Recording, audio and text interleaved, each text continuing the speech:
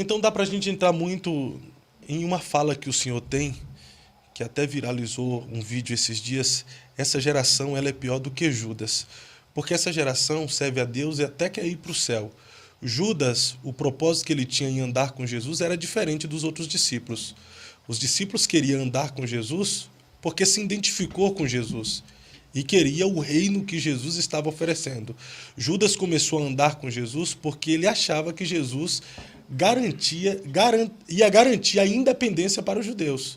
Judas ele queria o quê? Uma independência humana, terrena e política. E quando Jesus mostrou para ele que estava falando de um outro reino, não de um reino da terra, Judas ele se decepcionou. Então, essa geração ela pode ser pior do que Judas nesse sentido também, de andar com Jesus, querer o que Jesus oferece, mas ainda assim o trai constantemente. E vou um pouquinho mais além, já que você tocou em Judas. Judas era crente? Era. Era, só não era cristão. É a contradição hoje. E tem como ser cristão sem ser crente? Hã? Tem como ser cristão sem ser crente, pastor? Sim, porque a proposta de Cristo não é nos fazer crentes. A proposta de Cristo é nos fazer cristão. Porque, à luz da Bíblia, crentes até os demônios são e estremecem. Uau. Então, qual é a grande crise hoje no evangelho pós-modernidade? É que as igrejas, independente das suas denominações, regionalidades e estados e nações, elas estão cheias de crentes, mas escassas de cristãos. Outra coisa, elas estão cheias de crentes, mas não têm discípulos. Então, Judas era crente, ok? Sim. Judas não tomava ceia com Jesus? Tomava. Tomava. Não recebia ministrações de Jesus? Recebia. Não via Jesus operar milagres? Via. Era tesoureiro do ministério de Jesus? Um dos maiores cargos. Andava com Jesus, ok? Andava com Jesus, convivia com Jesus. E operou milagres em nome Jesus, de Jesus também, né, pastor? Entendeu? Viu Jesus operar uma série de variedades de milagres. E por que eu digo que essa geração é pior do que Judas? Porque Judas nunca enxergou Jesus como uma pessoa primordial para a vida dele. Se você pegar todo o relacionamento de Judas e Jesus, você nunca encontrará Judas chamando Jesus de Senhor, sempre de mestre ou rabi, que é a mesma coisa. 3 anos convivendo com Jesus, ele nunca se submeteu ao senhorio do Cristo. Uau. Ou seja, em outras palavras, tu não exerce governo na minha vida, tu não manda em mim, eu não aceito estar debaixo do seu senhorio. Eu te enxergo apenas como uma fonte de lucro. Eu vou me dar bem em cima de você. E a primeira oportunidade que eu tiver, eu vou te negociar. Porque eu quero me dar bem, eu quero ganhar dinheiro contigo. Então, qual é a grande crise? Por que essa geração é pior do que Judas? Porque elas enxergam apenas Jesus como mestre e como Senhor. Porque quando nós enxergamos Jesus como Senhor, nós nos tornamos escravos. Logo, perdemos a nossa própria vontade.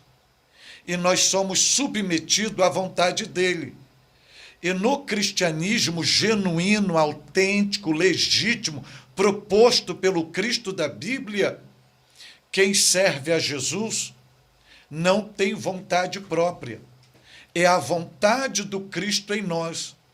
Não é o que eu quero fazer, é o que agrada ao Senhor. Uau. Então, o grande conflito e a grande crise dessa geração, que só enxerga Jesus como mestre, mas não se submetem, não querem obedecer, não querem seguir os passos de Jesus. É o negar a si mesmo.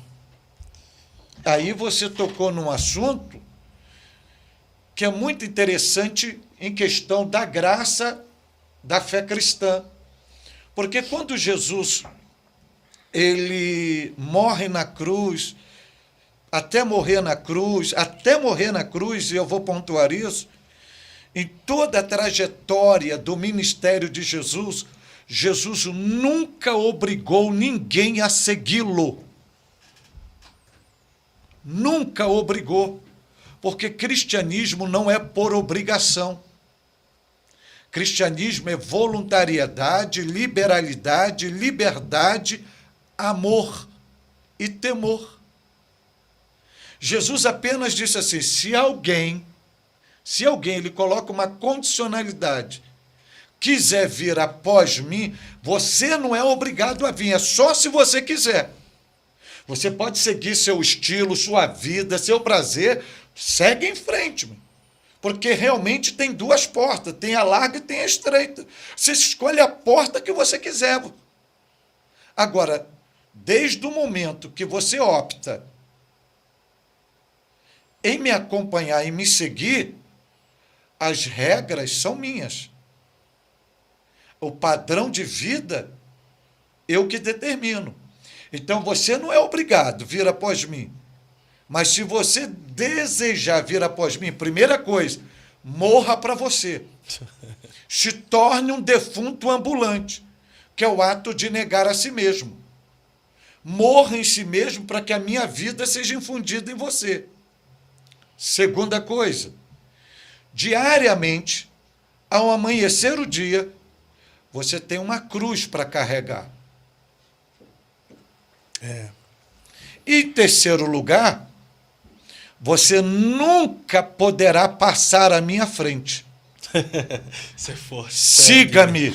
Ou seja, é eu na frente e você atrás de mim. E quem é doido de deixar Jesus para trás?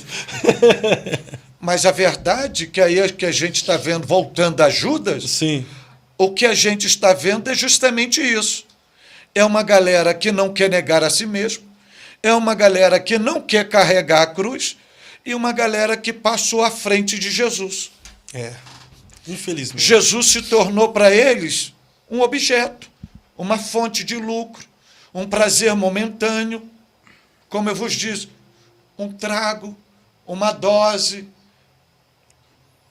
uma aventura. Cada um monta o seu Jesus, conforme o seu bel prazer. Por isso que ele não passa de um mestre. Porque quando a gente o tem como Senhor, ele é único. E é só tendo ele como Senhor que podemos bater no peito e dizer igual Paulo, não mais vivo eu, mas Cristo vive em mim. Justamente. Enquanto ele for mestre, a gente não consegue dizer isso. Não consegue. Não consegue. Pegando um gancho aí, o grande Nicodemos, que era o grande mestre, que entendimento profundo da lei que foi ter com ele,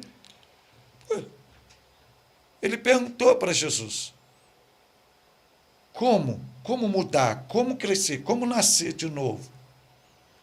E chegou mestre, e ele sendo um grande mestre. Jesus disse, meu irmão, você quer mesmo a mudança? Então você tem que morrer. Você tem que nascer de novo. É o processo do novo nascimento. E estar dentro da igreja não é sinônimo de novo nascimento.